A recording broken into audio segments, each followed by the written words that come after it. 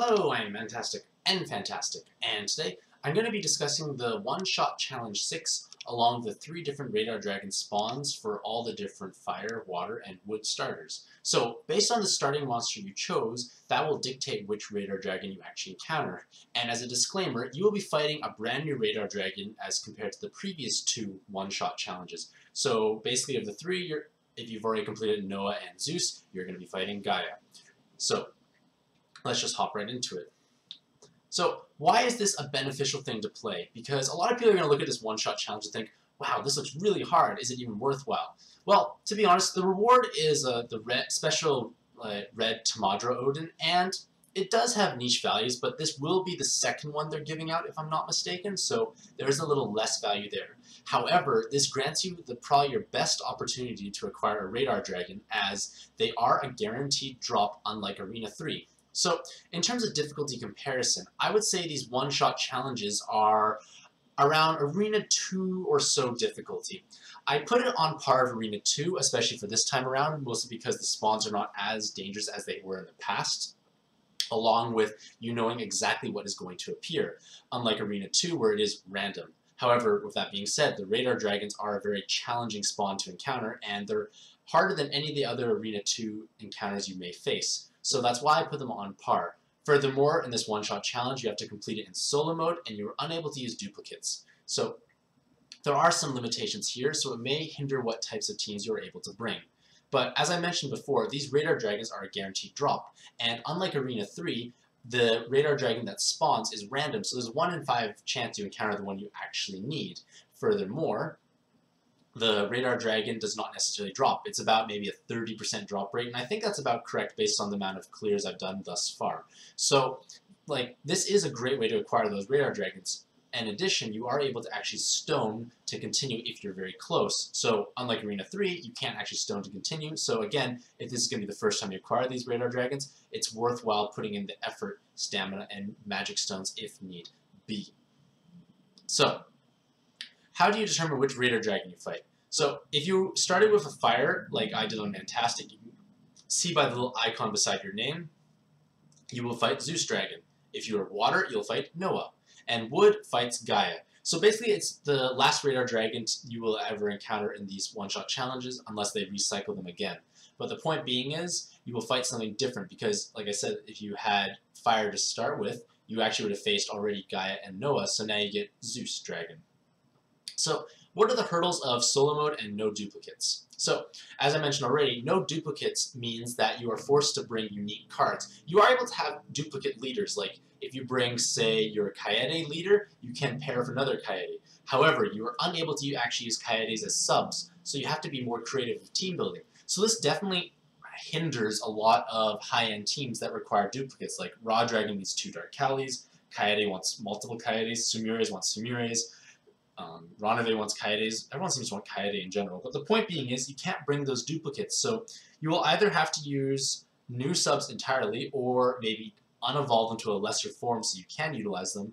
But you may also find that you may want to use a low cooldown sub and then inherit them over, like they act as a base for skill inheritance. So in the instance of Kaede, maybe you want to use Reincarnated Parvati instead, who is very similar in terms of TPA and has its own benefits. But the point being is, those types of teams are going to suffer a bit more. However, playing in solo does also have other disadvantages, because you are restricted to the 6 actors you bring. Of course, with the inherits on top, you can have more choice, but you only can use 6 at any given time, so there is some restriction there. In addition, when you play solo mode, you actually have a lower health pool. However, to help kind of compensate all of this, there are some advantages in playing solo mode. First off, you are actually able to make better use of haste, because haste will benefit all your team members, because normally when you use a haste active, it doesn't help your partner. Whereas in solo mode, haste helps all your team members, so you can keep your actives more, you can cycle your actives much faster, and stalling is shorter because everyone charges up on the turn that you match. In addition, we also have access to the solo mode badges, and most notably, you probably want to take either the Augmented Recovery or Health badge, or the Bind Immune badge if your leader is vulnerable to binds and you are afraid that if they get bound, you're going to suffer, or you can bring the Skill Bind Resist badge in order to prevent skill lock attacks. So there are some advantages in playing solo mode, and you actually have to complete this in solo mode, so there's no other choice. So let's just look at the dungeon as an overview. Of course, you should always do your own research, and depending on which starter dragon you had, you will actually have a slightly different path leading into the Radar Dragon. There are going to be lots of similarities in spawns. A lot of the spawns are the exact same, but they have slight differences as you progress towards the Radar Dragon. And I'm going to basically highlight all the notable spawns who I feel are going to be the most challenging for each team to overcome, or each starter to overcome. There are some overlaps, and I feel that these encounters will be the biggest hurdles. Granted, other floors are dangerous, but they're maybe more straightforward by comparison, and more teams are better suited to deal with them. So, if you are the fire starter and you actually are fighting Zeus Dragon, on floor 5 you have Zhao Yu, and I highly advise you to burst him down on turn 1 because he does have that 50% resolve, he has damage reduction shield, and he will execute you if you're not playing a Heart Cross leader or a leader with an exceptionally high health pool. So if you're playing a Heart Cross leader, no big deal, but most other teams, I would suggest you burst him down immediately. Floor 8 has Folklore, and Folklore will disable all your Woken skills for 3 turns. And during those 3 turns, or however long you progress through him, he will hit for up to 25,940 damage every 3 turns, actually. And he has a chance of doing a 99% gravity and making the board go dark alongside. So it's just a dangerous spawn. You don't have your Awakenings, and you should really wait those 3 turns out, because if you try and kill Folklore, it may be hard without Awakenings, and you will go to the next floor without Awakenings, and it will be dangerous. And the fact that he hits so hard along with those gravities can be problematic. And furthermore, this kind of transitions into floor 9, which does present some problems, because in floor 9, you fight a random of 3 different dragons, and they will all preemptively delay your skills by 0 to 2 turns. In addition, one of those 3 has a chance at, one of those 3 does a 21,832 damage preemptive. So that means if your health is low from Folklore, you better make sure you heal up at some point in case you get that dragon. Otherwise, you're just going to die the preemptive and be quite sad. Next is floor 10, and I feel like floor 10 is possibly the hardest spawn prior to Zeus Dragon, because Alpheka is an encounter that has a 76% resolve, and if you're not playing a Heart Cross leader, this is going to be a horrible encounter, to be honest, because it does have 4 million HP, so you do have at least a decent amount of wiggle room to push underneath the resolve. However, they tend to produce a lot of water orbs, and they will also absorb water damage for 3 turns when pushed under the resolve threshold. So this is problematic if you are planning to play a water team, or any team that has a water attribute on it, because you're most likely going to heal him up during this phase. And if you heal him up, obviously he gets beyond his resolve threshold, and then, again, you can't kill him, so you get to chunk him down very gently, because if you hit him too hard, there's going to be a very large damage attack under 20%, and when you hit him to 1 health, he actually resurrects. So the best strategy for dealing with this is actually either bringing a delay, because he only has a 5-turn status void shield, or a 25% plus gravity. Because if you gravity him, it will push him down immediately before, basically it'll push him down below his resolve, and he doesn't actually have a chance to do the water absorb. So those are the kind of the general strategies you should use to tackle him. If you're playing a Heart Cross leader, like I said, or a leader that's exceptionally tanky, you can basically just tank out that hit when he's low health, so you can be a bit more liberal with your damage at before the water absorb. Floor 15 has Indigo, and Indigo has a preemptive that will deal 16,000 damage, and change the whole board into the 5 colors, along with locked jammers and locked poison orbs. So that is a modestly large preemptive, but it's followed up by the fact that you don't have heart orbs, so you have to use a board changer to get heart orbs, or some other orb changer to generate those hearts in order to heal and deal damage. In addition, Indigo actually has 14 million health, so they're very hard to kill. And normally Indigo is a bit more manageable because they're in a 7x6 board, but in this case here we are playing on a 6x5, so it's going to be challenging to hit that large amount of damage. So this is another big hurdle, I'd say. It's a big damage check before the Radar Dragon, and you may not be able to stall too much in between. Floor 18 has a chance to spawn a Beelzebub, like a 50% chance to spawn Beelzebub. And when Beelzebub is encountered, he changes your whole board preemptively into poison orbs. You must have an active raid to deal with it, or you're just going to gamble at 50% chance he does not appear. And finally, floor 19 is Zeus and Hera. And Zeus and Hera in this dungeon actually has 12 million health. And they're problematic to deal with because they have the 50% resolve. They bind God-type monsters when below 40%, so you don't have much wiggle room.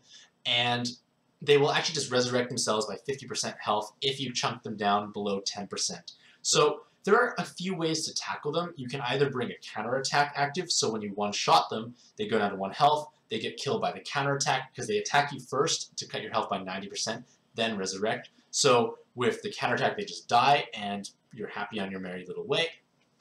But that can be risky because Zeus Dragon does have a preemptive. Is it percent-based? I think it might be percent-based, so it shouldn't matter. But I will just double-check later.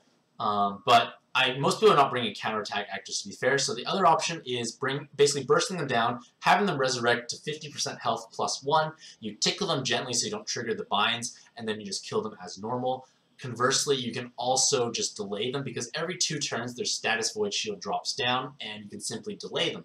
When they're delayed, they don't actually trigger any of those resolve mechanics, so you can happily deal with them. So those are kind of the 3 general ways to deal with Zeus and Hera.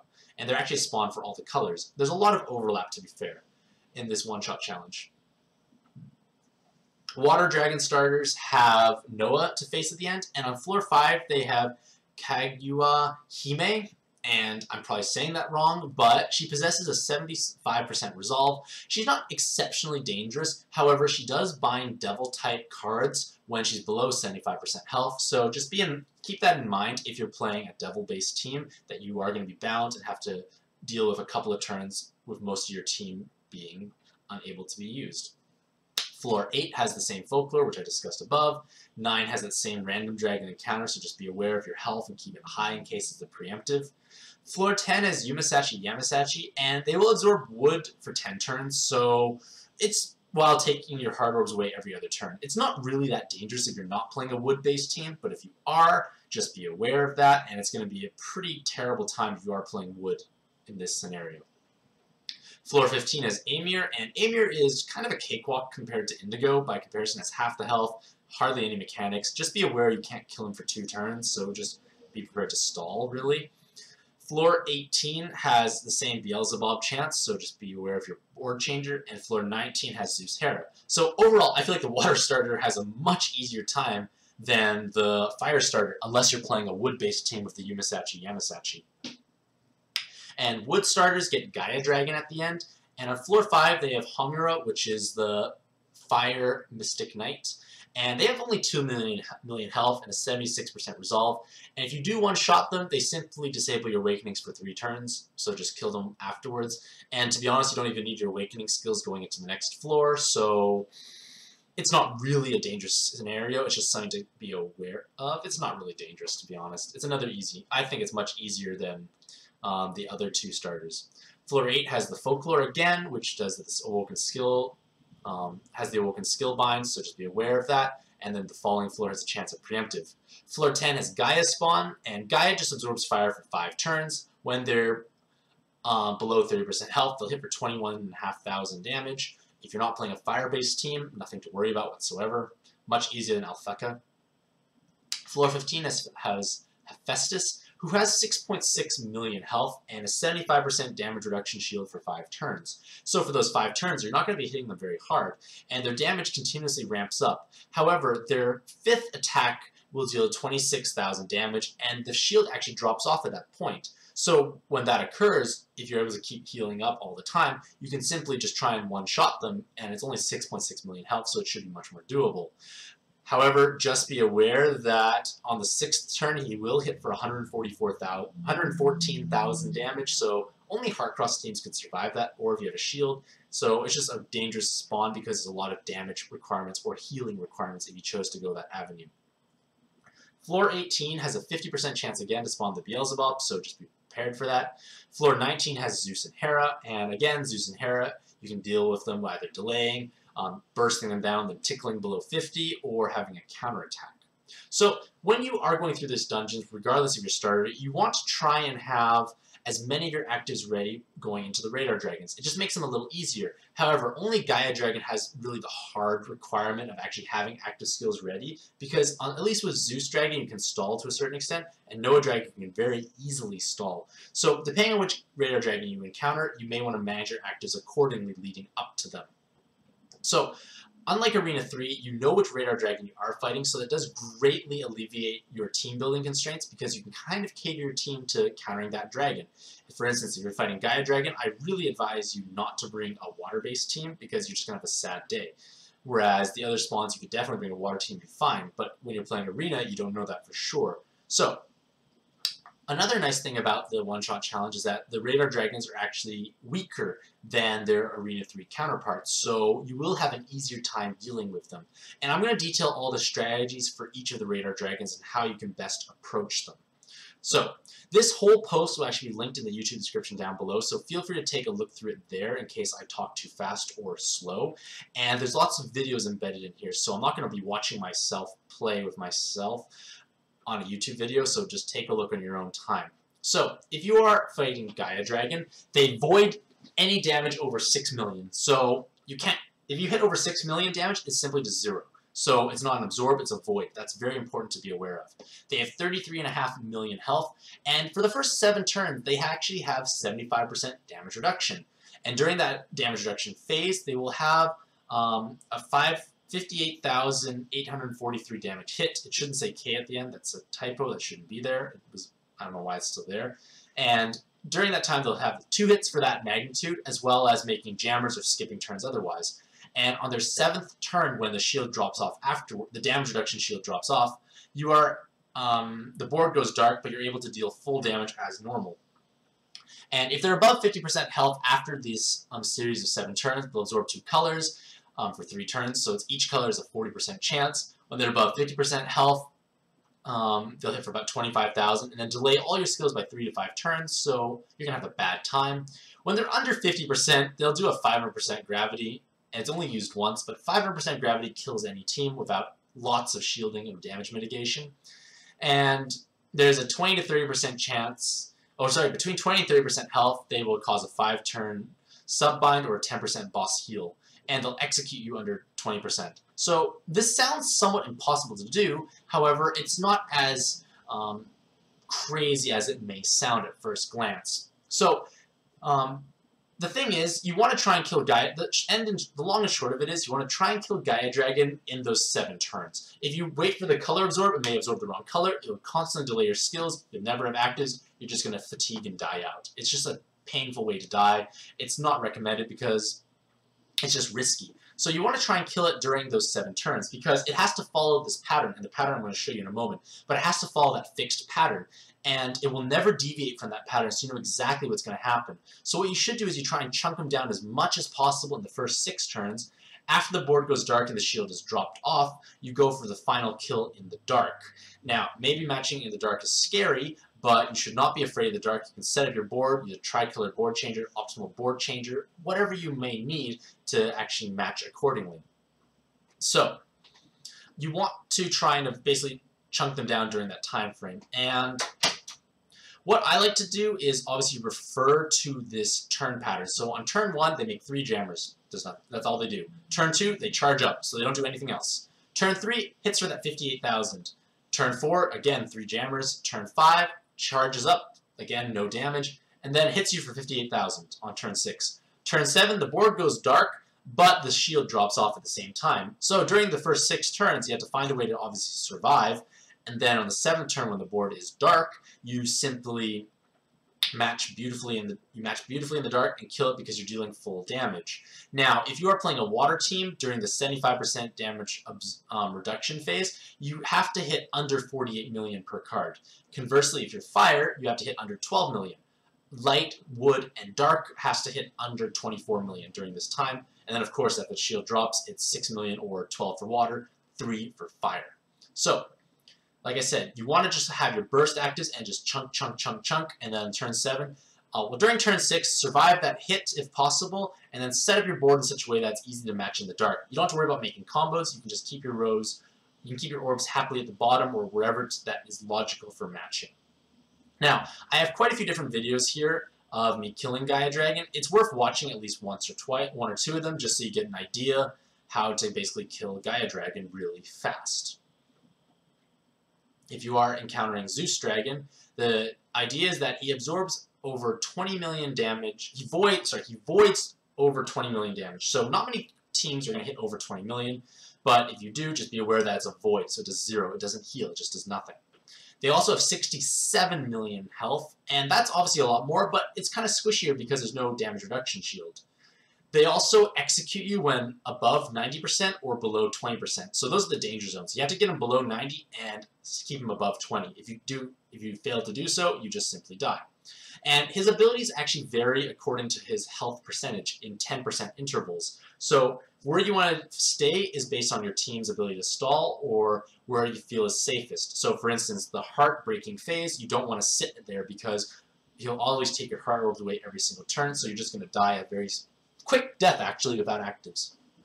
So, in my opinion, Zeus Dragon's relatively the easiest radar dragon to deal with because they have the most universally easy kit in the sense that pretty much every team can deal with them. They don't have ridiculous mechanics, in my opinion, and it's very doable to actually two-shot them. Like, on the first turn, you chunk them down close to 50, and then afterwards, you just burst them down. Because if you try and go for the one shot, it's quite challenging to hit 67 million damage without having one card go over 20 million. Because if a card goes over 20 million, it doesn't actually deal damage. So what I like to do, generally speaking, is hit them down to like maybe 50-60%. They do whatever ability they have, and then you just one-shot them afterwards if you're big burst damage. Because most teams struggle to hit 20 million, so it shouldn't be that big a deal. But it can be hard to hit, like, say, 12 million per card. It just depends on the team you're using, I guess. But if you are playing a team with either a heart cross mechanic or very high base recovery, it can be beneficial to play into the 30-40% health zone, because in the 30-40% health zone, he only spawns poison and heart orbs, so you can just match poison, match heal, and never die. If you're a team that has a high health multiplier, you're going to actually take more damage from the poison orbs, so it may not be ideal to push them in that zone if you're those types of teams. But like I said, stalling and poison is dangerous, so you want to obviously use the heart crosses or heavily RCV-based teams. So Reincarnate Parvati and Lakshmi will excel because they have high recovery. So you have to know your damage very well when dealing with Zeus Dragon, because you want to push them into different zones, and you want to So you want to push them in different zones and find the zone that's comfortable for you. And you ideally don't want them getting below 50% because then it gets problematic with the combo absorption shield and just very high damage. So like I said, I like to push them into a safe zone, usually like say like 50, like between like 60% and then go for the one shot. I've included some videos of how I go through it. Like this is actually my first Arena 3 clear I ever recorded, so my second one. So I was obviously quite lost, which you may be in your first time through Zeus Dragon, so you can witness all the different zones, basically, because I kind of go through all the zones. And then there's basically a much cleaner kill here. It dies much faster. I know what I'm doing, so it's not as problematic. And last but not least, we come to Noah Dragon. And Noah Dragon voids all damage over 5 million for 99 turns. And that 99 turns is important, as I'll mention further on. They only have 27.3 million health, so they're the squishiest radar dragon of all of them. And every turn they'll absorb 2 random colors, they'll bind 1 sub for 1 turn, and they'll hit for 14,951.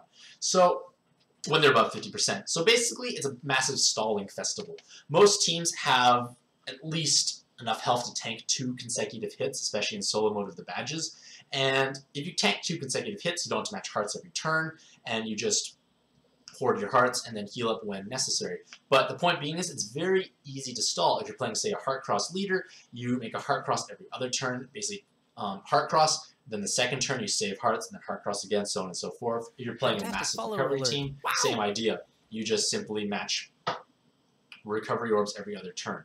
And basically the amount of stalling you can do here is infinite, because the most practical solution for Noah Dragon is stalling out the 99 turns, especially if it is your very first time encountering them, because it's very safe to stall on them as long as you don't hit them under 50% health. But you do have to keep in mind that they will do 1 dangerous attack when they're below 90, 75, and 50%. Basically 1 attack at each threshold.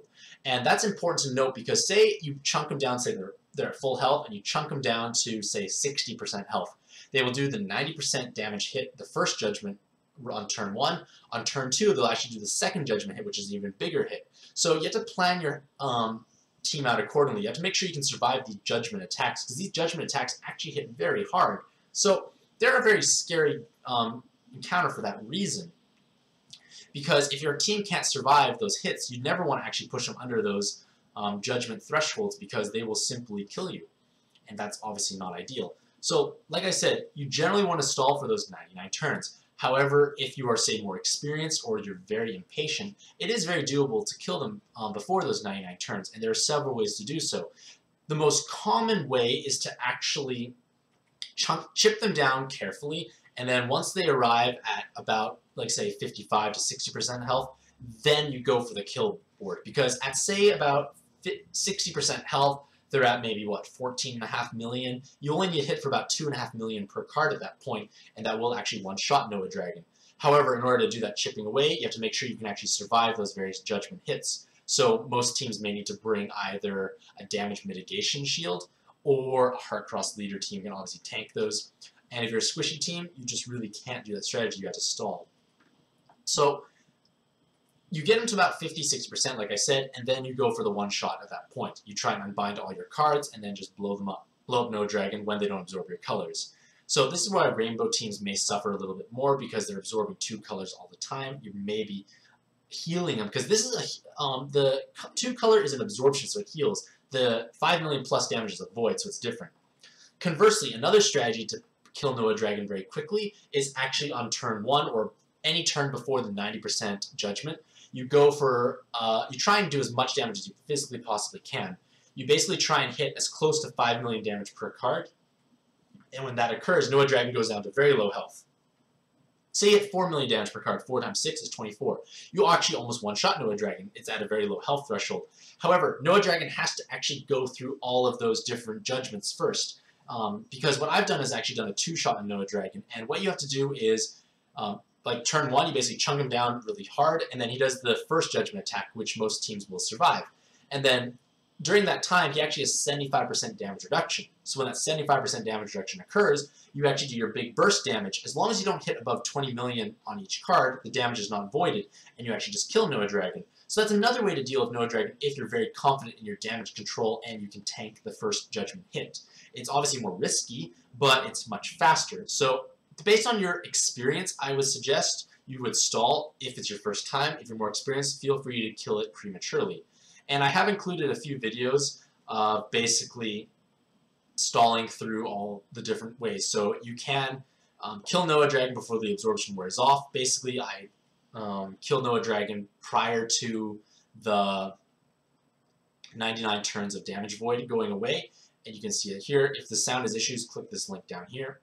If you want to see what it looks like post-stalling 99 turns, this is one of my first, I think it was my first Noah Dragon kill when I was playing Arena 3, and I just waited out those 99 turns and then just one-shot killed it. So it's kind of boring to stall for 99 turns, but it's very safe by comparison. So, in conclusion, like this one-shot challenge does provide players with a chance at a Radar Dragon. Like I said, if you are fire, you get Zeus, water is Noah, wood is Gaia. So this is perhaps the best way for the average player to acquire a Radar Dragon because it's a guaranteed drop, you know if you're fighting, and it's a lot easier than Arena 3. However, despite all of that, this is still a very challenging dungeon, and only a small percentage of the pad population will actually be able to clear this. And that is, in a way, a good thing because this is meant to be endgame content, and up until this point, for the last several months, players at endgame have actually not had any new content to play, and that can be frustrating because they have been releasing lots of nice mid and early game content, but hardly any content for players at the upper levels. So this is at least a chance for those players to gain access to a new dungeon and have another level of enjoyment. So again, you may not be able to complete it, and that's okay. It's going to rotate around most likely in the future. There will be other ways to acquire Radar Dragons down the road, so don't lose too much sleep over it. So let me know what teams you plan to take on, plan to take in for this one-shot challenge, and how do you plan to tackle your respective Radar Dragon. Let me know in the comments below, and I hope you have a mantastic day, and happy puzzling!